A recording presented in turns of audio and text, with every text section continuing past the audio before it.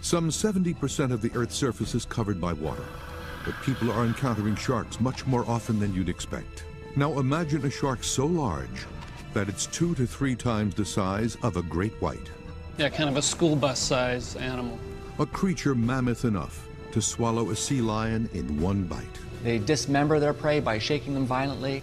This top-of-the-line predator has no challengers.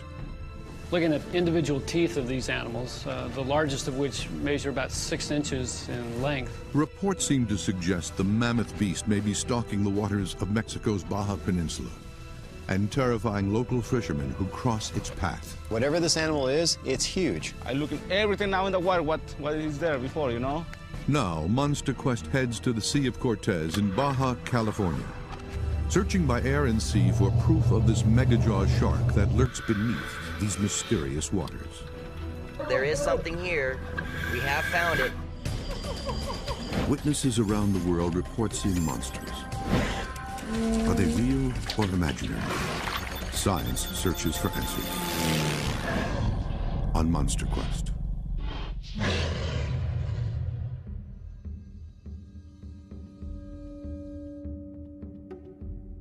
The Sea of Cortez runs between the Baja Peninsula and the Mexican mainland just south of the California border. The sea is often called the Gulf of California and is the outlet for the mighty Colorado River. It's also home to some of the most feared aquatic creatures in the world, including the giant squid, the great white, and something else. A shark so large and aggressive that it's known to locals as the Black Demon. I looking back, you know, see the big tail come up, but that's only a couple of seconds, that's it, you know. Estimates on the weight range anywhere from 50 to 100,000 pounds. We think it had formed very similar to the existing great white sharks. Hit something just out of nowhere. The whole boat lurched forward, and I almost fell to the deck. Eyewitnesses describe a massive shark anywhere from 20 to 60 feet long, with dark black coloration and huge eyes. The large beast is most often seen rapidly rising to the surface before diving just as quickly, its giant tail whipping wildly as it disappears to the depths of the sea.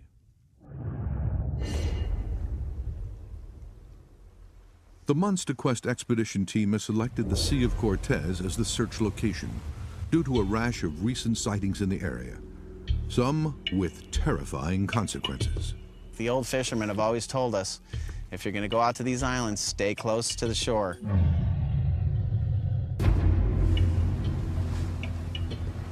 Fisherman Eric Mack was on his way to a tournament in the Sea of Cortez. Usually we'll stick a little closer to shore for safety, but I decided to cut across because it was kind of a nice day, and next thing you know... Mack hit something that stopped his boat cold. Totally unexpected. Big, loud sound, the motor, just incredibly powerful stop. Pretty much I thought it ripped the motor off the boat at first, and I turned around, immediately shut the motor down just in case it had, you know, pushed the motor up against the boat. And I looked back and checked the prop. I could see there was some major prop damage. It was then that Mack saw what he believes hit the boat. I could see this tip of a tail just come up and whip around real quick. I mean, it was probably 5 feet out of the water. It was real scary. It was one of the scariest things that's ever happened to me on the ocean.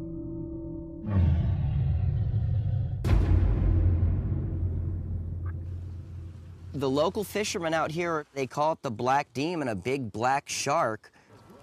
Dale Pearson is an expert diver who has led countless excursions to the Sea of Cortez. It could be a whale shark that all these people are seeing. Misidentification with sharks known to inhabit the area is one possible explanation of the sightings. Whale sharks are known to grow up to 46 feet in length, but the predatory nature described seems to discount this. The behavior of this shark that they're describing and the size of it doesn't really match up to a whale shark. The local reports also mention something even more ominous: large bite marks on the carcasses of seals and sea lions, something whale sharks, which are filter feeders and eat small vertebrate, like krill and plankton, wouldn't do. Pearson believes the differences make it very unlikely that the sightings are simple cases of misidentification, and he thinks the area may be hiding an unknown species. Man, in the Sea of Cortez, you find everything. I mean, the place is just like a living soup of life. There is a plentiful food supply in the Sea of Cortez, making it an ideal hiding place for a megajaws predator. The considerable depth of the sea may explain how a new species could be found here. The lower portion of the Gulf drops down to roughly 12,000 feet. This would mean that a shark, like the frilled shark, long thought to be extinct but was discovered alive in Japan in 2007, could be hiding in the depths.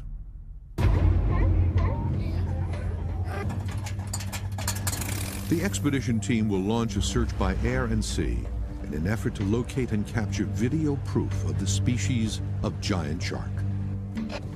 Scott Cassell will also be diving deep into the dark waters to try to answer this feared local mystery. I know that there's an animal here that is the basis of their myth. There's a factual big predator here, and I'm really looking for it. I really want to find it. They will focus their search in the northern section of the Sea of Cortez. The area is full of food sources and would be a natural feeding ground for a monster shark. So this place out here is never dove, it's rarely explored. I mean, it's totally possible that there could be a species of large carnivorous shark down here that we don't know about. Okay, you ready, Mike? The team has devised a two-tiered search method using both a boat and plane. Almost militaristic in the way we're going about it. Pearson's plan is to use the plane to spot the shark from the air. You can't mistake the shape of a shark from 1,000 feet high. They stand out like a beacon. They're big. The plane will then relay the shark's location to the team on the boat. The idea is to spot your target from the air, intercept your target from the sea, deploy in front of the target, communicate back to the boat what's going on, and film it so we can get the information for other people to make the decision on what's actually going on here. Well, the Sea of Cortez is rugged and often unforgiving. Its search area gives the team a much greater chance of achieving their goal. I think it's about 1,000 miles long by about a couple hundred miles wide.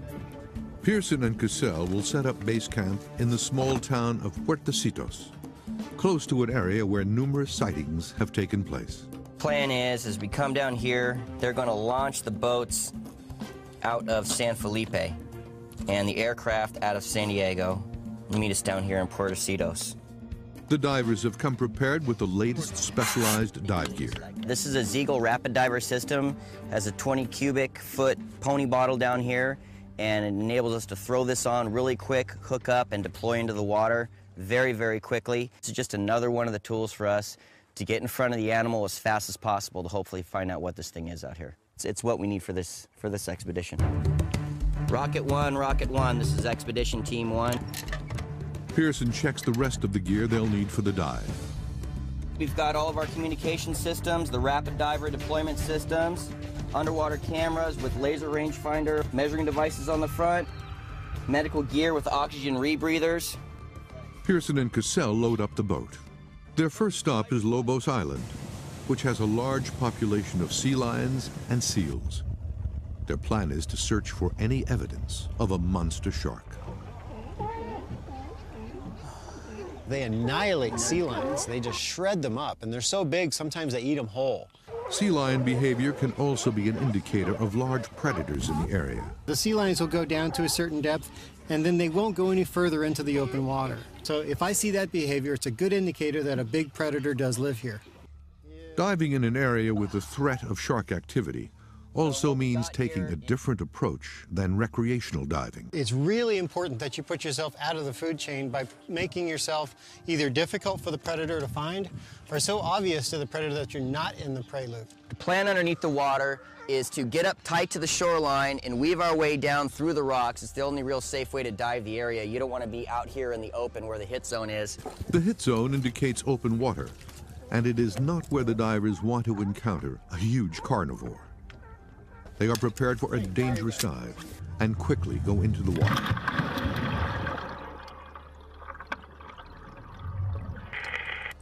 Divers, topside comm check, over. Yeah, go ahead, topside. Topside, just to let you know, we are encountering a large amount of fish in this area. Large grouper, snapper. This area is full of very, very large fish. This is a very rich area. Over. Dale, topside copies, over. Divers, topside, depth and location, over. Yeah, topside, we're at 33 feet, and we're making our way up towards the island to investigate the sea lion rookery.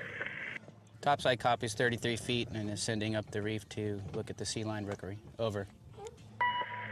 All right, we're starting to get into them now. Divers, topside, inquiry on what exactly you're viewing at this time, over. Yeah, topside, we're in 10 feet of water around sea lion. The divers quickly gauge the sea lion's behavior to get a sense of the likelihood of a predator in the area. Yeah, they seem real skittish. They're staying in real shallow, and they're staying away from that edge. It's like they see something we don't, and they all just get out of here in a second. Yeah, I noticed that too. What does that tell you about their behavior, about what's around them? It tells me that there's something that comes to this island and has these seals scared out of their wits. This is Dale. Both divers will begin to surface, and we will take over into 10 feet of water. Be advised, we are in a white shark hit zone, and we need to be picked up ASAP. Have motors ready. Dale, this is topside, I copy. The spot seems a likely area to find the predator. This place looks so sharky. They would come right off into the rocks and they would stay there and they would look at you and they wouldn't go into areas where the white shark could travel.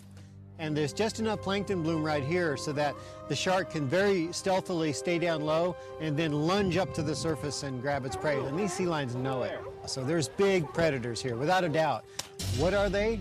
We don't know. Without a doubt, there's something here. That's classic sharky behavior. I'm assuming that whatever here that's eating these sea lions ain't taking a bite. When he comes in, he's just eating the whole thing whole or killing it and taking it. We're in the right spot. We're definitely in the right spot.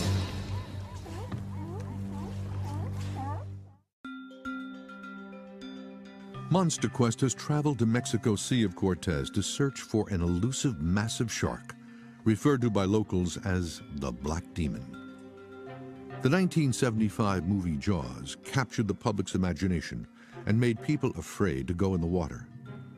Now, witnesses here claim to see a shark more than twice the size, stalking the sea. And the expedition team is currently searching for an explanation.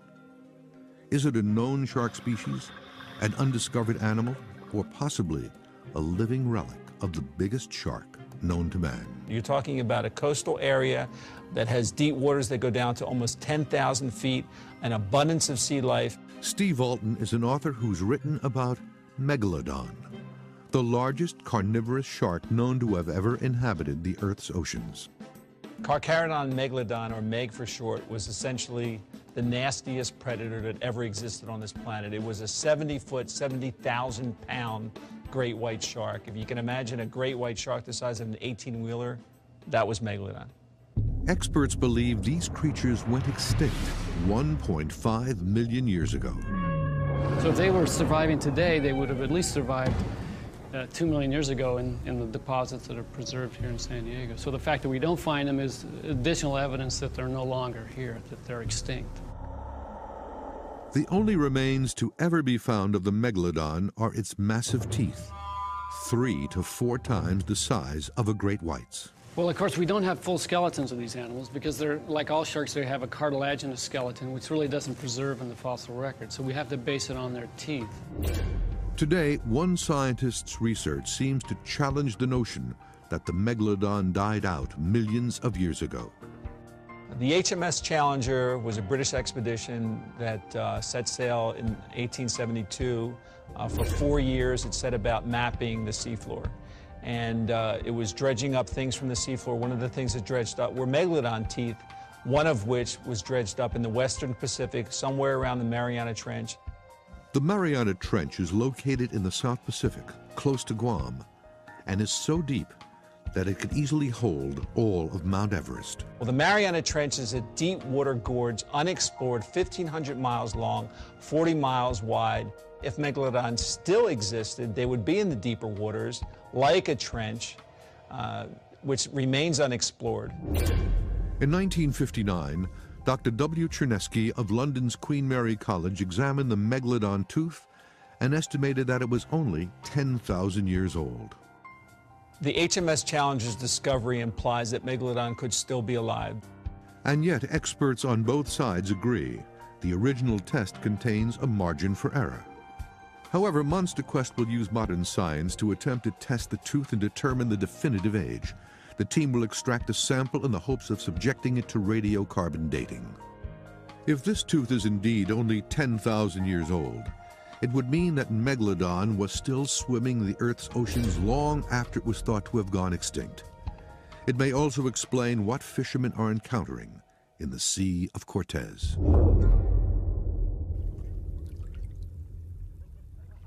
Dale Pearson and Scott Cassell are about to jump back into the area's dark waters, searching for this aggressive, carnivorous shark. Whatever this animal isn't meshing with what we already know. That's why we're here. It is dangerous. Anytime you're diving into the ocean, there's an element of risk involved. When you jump in the water right next to it, they're surprised like any other fish, and they're not going to be in attack mode. The team is prepared to even use the camera as a defense against the creature. We have this wing on top of the camera, which is designed to put it in the shark's mouth if this gets in the worst case scenario. Pearson and Cassell are preparing to re-enter the water. Speed is key, especially for an ocean animal. The chances of him staying in that spot for very long are very low. So time is of the essence. They will head back out to Lobos Island, eager to investigate what made the area's sea lions so agitated. They are afraid of something. They're being spooked by the presence of a very large predator. The plane prepares for takeoff as Pearson lays out the plan. The third island down is kind of out a little ways, has a peak on one side and a flat spot on the other. That's where we're going to be. That's Lobos Island. So if you guys come and follow us out and then just stay circled around these things. Constant communication will be key, as the plane will be spotting for the boat below.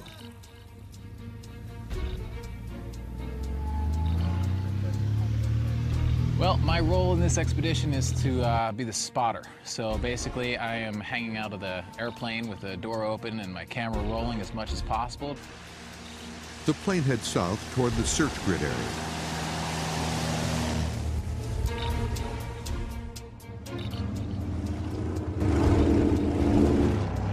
The speedboat carrying the divers does the same. Just an hour into the search, the plane spots something. 607, you see anything? Yeah, I think we just spotted a shark pretty good size. They see something in the water. We need to stage our gear. They pinpoint the location of the shark, only a mile from Lobos Island. They see something. We might have a possible contact on a big animal over there. They're going to make another pass by it. The dive team needs to be right on top of the shark in order to capture the evidence they need. To be sure that they don't miss the shark, they need to have a visual contact from the plane before they dive. 607, what was the situation on the contact of that animal, over? We circled around, we kind of lost it. I don't know if it went underwater or what. They might have got contact with something over at that island, something rather large. The pilot saw it from the air, so you know it's got to be big. The plane has lost its visual. Whatever it was on the top, boom, it dove. So, you know, we see him, we get to it as fast as we can and get on it, but first sighting, no joy, can't get to it. The crew is busy scanning the water surface for signs of the giant shark when the boat hits something. Ooh, that's not good. Something's not good. Thank God the engine doesn't sound too bad. Oh, the engine doesn't. We're rolling along, and actually we might have hit something. The team is unsure of what they've hit. It's not visible from the surface and did not register on the boat's depth finders. And it might have taken out one of the outdrives and one of the 3 engines. They have lost one of their 3 engines. While they can still move, they will need to get back to shore to examine the boat more thoroughly before continuing their search.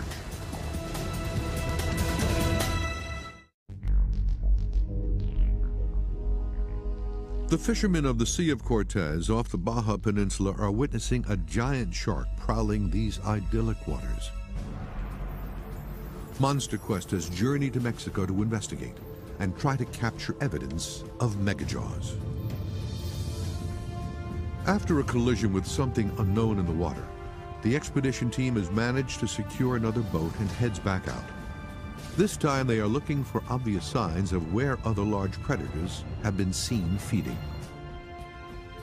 What I'm trying to do is I'm trying to follow where the current lines are smashing together. And it makes like a debris field, and a lot of times you find big predators cruising in the debris field right there looking for food. The team radios the plane to see if there have been any visual contacts in the search area. As the plane circles, several possible targets are spotted. Rocket 1, Ocean 1. Repeat details on contact. We've got, looks like 3 figures in the water that look pretty good size. Roger that, Rocket 1. What island location are you at, over? From their aerial vantage point, the plane sees an amazing sight.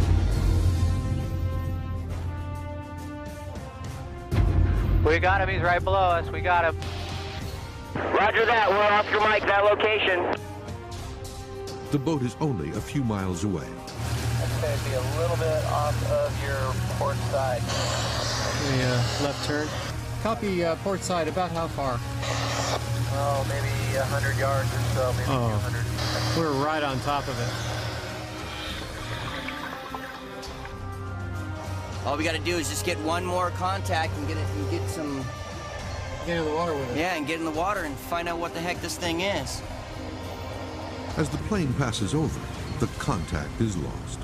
The disappearance seems to match the behavior described by the fishermen of a shark rising to the surface before dropping to the depths. Well, the water depth here right now is showing us 90 feet deep. And from the surface, you can see usually half that distance on a day like this. So if the animal's 40 feet or shallower, we're going to see it. After circling the area again, the team realizes that the shark has eluded them. We've had several good contacts in this area, but whatever animal or animals are, I don't know if they don't like the sound of the plane, but they keep dropping. So this is a good area. We just got to hit on top of one. The team's encounter has not been the first run-in with what the locals call the Black Demon. See the big tail come up, but that's only a couple of seconds, that's it, you know, not too long, and go. Only see his blood in the air, in the water.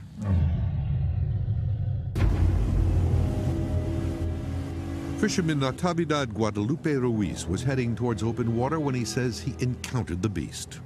Well, it's a nice day like today, you know, really flat night, nice day. We go out, I got a big boat, 28 foot long, you know. In the middle of the Sea of Cortez, he says something hit the boat so hard, it caused it to lurch forward. We go to the front. I don't know what's there. I don't see nothing. The boat tried to stop, and then I hear a big noise, and something fly in the back. Ruiz immediately went to the back of the boat to investigate. He has spent most of his life fishing in the area and says that the boat couldn't have hit a rock or a reef because he always takes the same route. I go down, check everything, but I don't see nothing. I don't know what happened. I think, I don't know, maybe shark, you know? big shark gotta be. It's the only way I can stop with that boat, you know. I got a big boat. Little fish don't make a difference.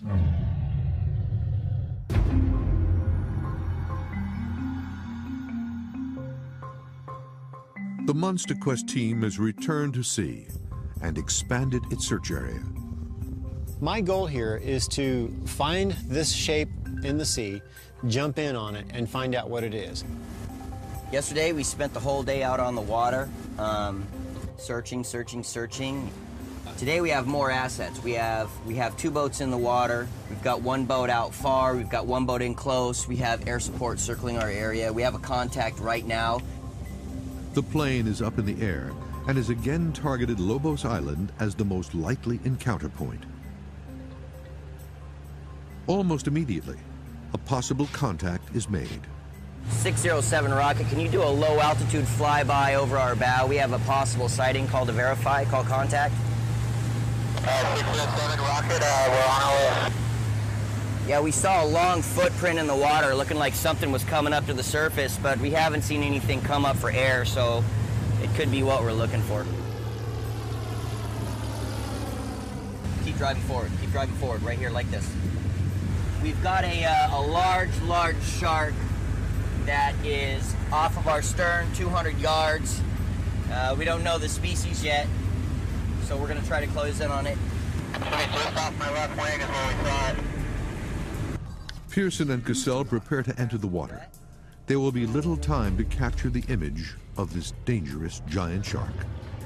As soon as he verifies the coordinates, we're gonna move over on it. We're gonna drop in and see if we can film it. We have a sighting right now. We just wanna verify contact and then we're gonna be on it. 607, give me coordinates to your location so we can intercept and deploy. Okay, if you need a launch and a lat, you're gonna have to give me a second. Roger, standing by for launch and lat. Yes, north 2952.77, west 114, 23.86. Little bit to your left. You guys should be seeing him. Return. There he is. He's right there. Okay, he's just off our wing now, guys. Off our right wing. The sighting is confirmed and the divers immediately drop in. The prospect of capturing the first photographic evidence of the mythical black demon shark has them anxious. Check. Yeah, we read you loud and clear. How many? Divers surface, have you seen any contacts yet, over? Negative contact at this point. Roger that, standing by. Topside, it appears target has left the area. It's probably sounded. We were unable to get a shot at it. We're heading back to the boat. Roger that, standing by. The team is unable to capture an image of the shark with their cameras. We had a target, we closed on it, jumped in, and before we could get the cameras on it, whatever it was took off and dove down, so all we know right now is that it was a big shark. Something was here. We spotted it several times. That time we got a good view at it. They got a location for us. We went on there, we jumped on it, but well, whatever this thing is it's kind of skittish, you know? So I must have heard the boat coming or something, because we were on it pretty quick. Now it's gone, so nothing left to do but try it again. The team seems to be one step behind the creature. Ocean 1, copy. Ocean 1, loud and clear. 607, we were unable to film the target. How's your reconnaissance going? Well, we've combed that whole bay over there where we saw the one yesterday, and so far no joy. We might want to go ahead and start your grid patterns more to the north of your location. All right, 607, roger. Pearson feels they're just one more break away from capturing proof of the monster. I know it's out there, man. I know we can find it. It's just a matter of getting everything dialed in just right, you know? We've done a lot of these expeditions. We know what we're doing.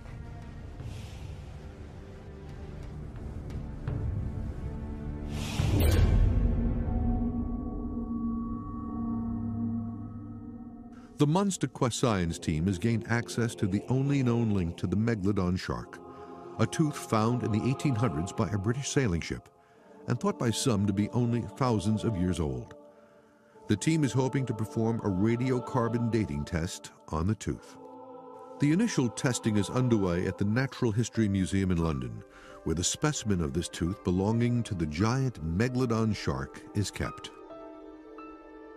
Modern bone should have a nitrogen percentage of around 4.5%, and anything less than about 0.7% is usually not datable using radiocarbon.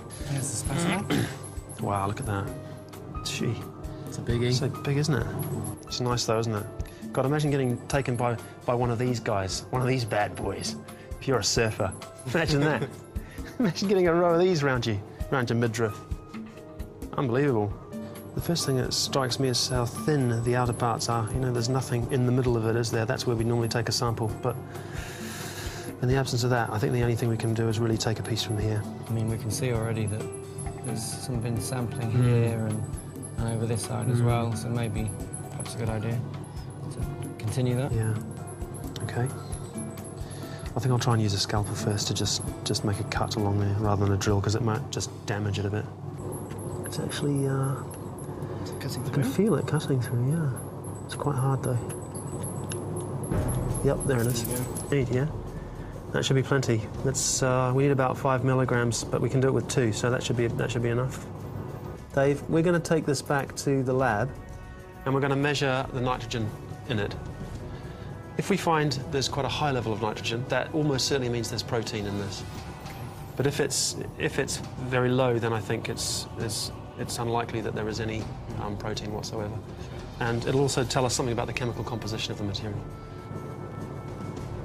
We need to take some more, but let's just take that one step at a time and just see.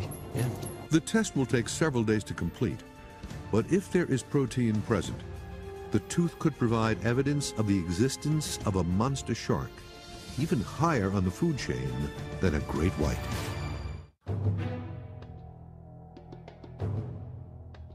Monster Quest is searching the depths of the Sea of Cortez in search of a massive megajaws predator that locals have reported seeing with increased frequency. One suspicion is that it is actually a long dormant species called Megalodon. If Megalodon still exists, it is believed to inhabit the deepest trenches of the oceans. At a depth of 12,000 feet and with a plentiful food supply, the Sea of Cortez may offer the ideal habitat for a giant shark. Monster Quest divers Dale Pearson and Scott Cassell are searching the Sea of Cortez for the megajaws creature that locals are witnessing. We're not looking for a 5, 6, 10, 12 foot shark. What we're looking for is 15 to 20 feet.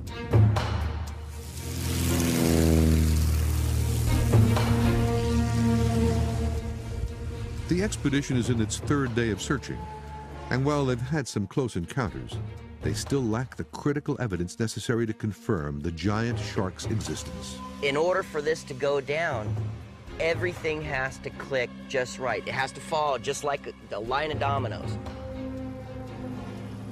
The team gets a tip from a local fisherman who says he's seen what locals call the Black Demon, just a short distance away. The search plane heads to the last known location, Gonzaga Bay.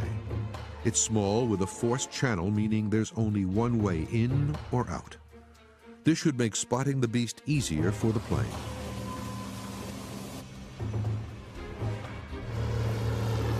Ocean 1, you guys got a copy? The team on the plane spots something in Gonzaga Bay.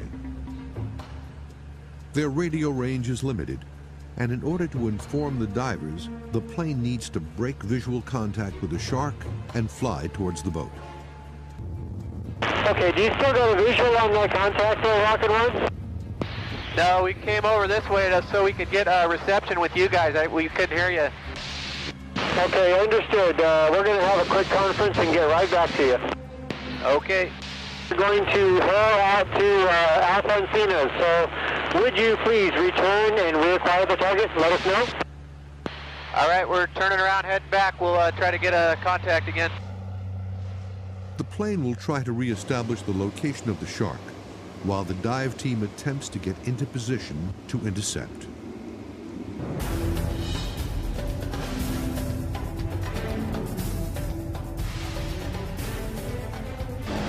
When we start circling, we lose them. When we come in off a fixed point towards the house, we see them every time. Roger that. We're going to stay in this location until we find him. He's here. We're going to find him. One, we have another sighting. What's your location right now? 47325 west.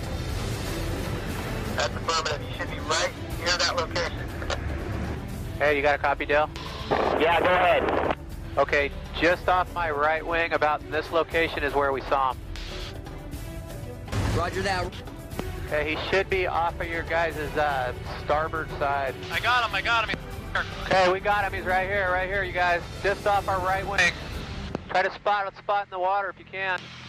I can still Just see off him. the right wing right now? I can. Yeah, we can still see him. Keep circling. Are you still on him? Yeah, I'm still on him. Around. Our camera guy's still on him. All right, now I lost him under the wing. The hunt for the shark now relies on establishing visual contact. Just passed him off the right wing, guys. Turn to the right here, Brad. I think I see something over there. Yeah, you guys are real close. We don't see it anymore. Right below us, right below us, just now, right below us. He's almost directly ahead, maybe a little bit to your left. I don't see him now. Nope. The shark is constantly surfacing and then diving, making contact extremely difficult. I don't see him. He must have went down, huh? Yeah, had to, because they were right on him. Rocket 1, we lost it. Can you keep doing a little flying for us, maybe a little higher to give us more vantage point? We'll do that, yeah, we'll climb up a little more. Yeah, we're not seeing him right now either. We think he might have gone. Right behind you. Right behind you guys, Roger that, contact straight below you. Okay, hard to starboard, right over there, straight below us. Roger that, we're Oscar Mike, that location. Roger that, try to keep your eye on him. Try to keep your eye on him so we don't lose him. It's go time. Keep going, he's right ahead of you. Right in front of you guys, keep going, he's right in front of you. That is a nice shot. Got it. You guys got it? Awesome. The team finally gets the confirmed contact they need. The divers deploy into the murky waters, hoping to make an identification. Oh, they're in. Divers are in the water. I got him.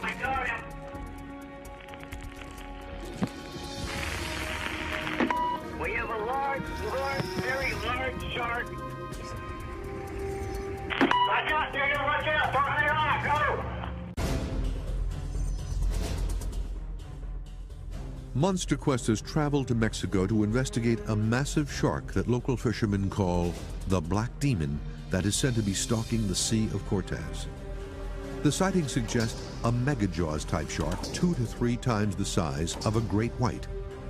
The beast is thought to compare in size to one of the greatest sharks of all time, Megalodon.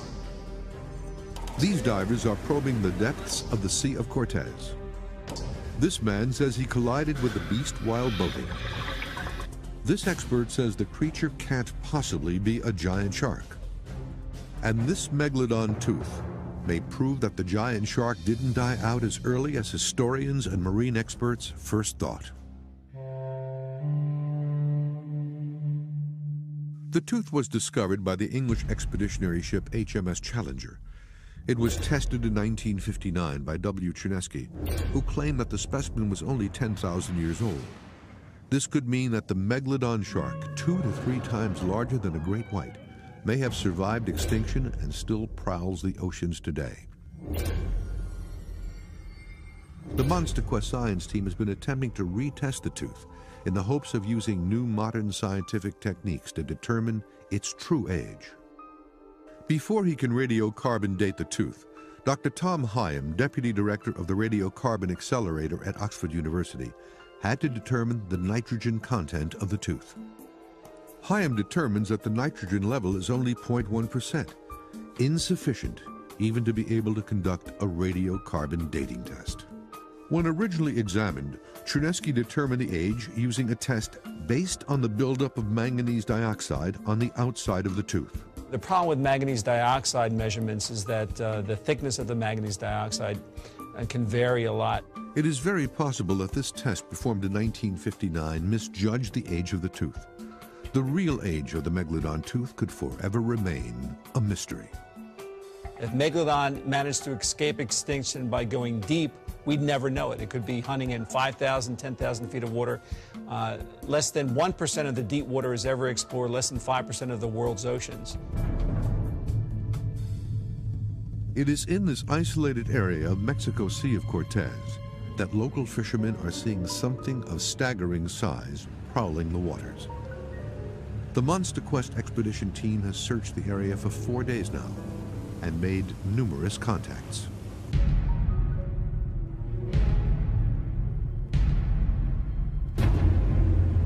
We had several targets just disappear on us, and we started thinking, are we actually going to be able to get underwater and see this thing? And sure enough, almost at the final hour of the day, when everything's starting to get rough and we're starting to think about coming on back because the aircraft is starting to run out of fuel, bam, there's a target, bam, the boat gets there on time, there we are. Pearson and Cassell have spotted a massive shark in Gonzaga Bay. In the frenzy to capture images of the shark, Cassell drops into the potentially deadly waters without his protective helmet.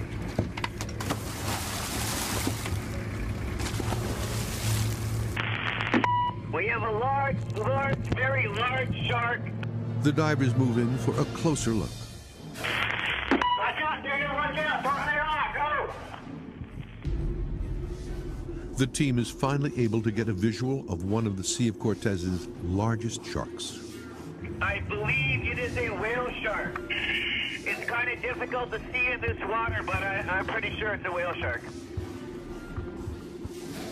Pearson estimates this beast is 16 feet long. The whale shark is the largest known fish species in existence. Dropped in, we were able to get some shots of it. Scott got down, he was able to get the laser measuring device on it and try to get some shots of it. Whale sharks can grow to be 40 feet long and weigh up to 15 tons, but the filter feeder is not a predator.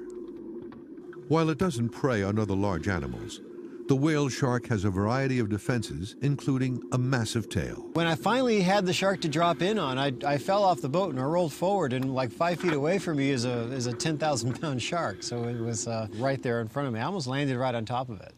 What do you think, Scott? It's probably about a 16-foot, 14 to 16-footer. If this is the thing that the fishermen are talking about, I don't know. That's definitely not a carnivore. This is definitely not the animal that's eating sea lions and biting into whales. The biggest fish in the world actually feeds on the smallest animal in the sea. The team concludes that misidentification is the most likely explanation for the huge sharks being spotted in the area. So it's easy to understand why people would be down here and they would see this big, massive shark in this murky water and think it's something that it's not. If you are looking in dark water and you see this animal, it's easy to mis-ID it. Monster Quest has made some interesting discoveries. The analysis of a megalodon tooth thought to be only 10,000 years old has revealed that the tooth is not datable by scientific testing. The expedition team has determined that the sharks that local fishermen are seeing are whale sharks, which have been misidentified. The Sea of Cortez has revealed itself to hold many of the world's most unusual creatures, but a megajaw shark is not one of them. You know, I think we found a large shark out here. You know, they said it's 15 to 30 feet long, black. They're seeing it in murky water towards the surface. We followed all those clues and put all the assets down here to find it, and that's what we found. This whale shark is definitely not what's eating sea lions. It's definitely not what's taking bites out of whales. So I think there has to be another shark down here that's doing that. I think that there's still a mystery about the Sea of Cortez that we haven't figured out yet. The ocean today is still a pretty dangerous place. There's a lot of activity going on. there's always the possibility that a 70-foot great white shark is still roaming our oceans, and what would it be like to run into one of them?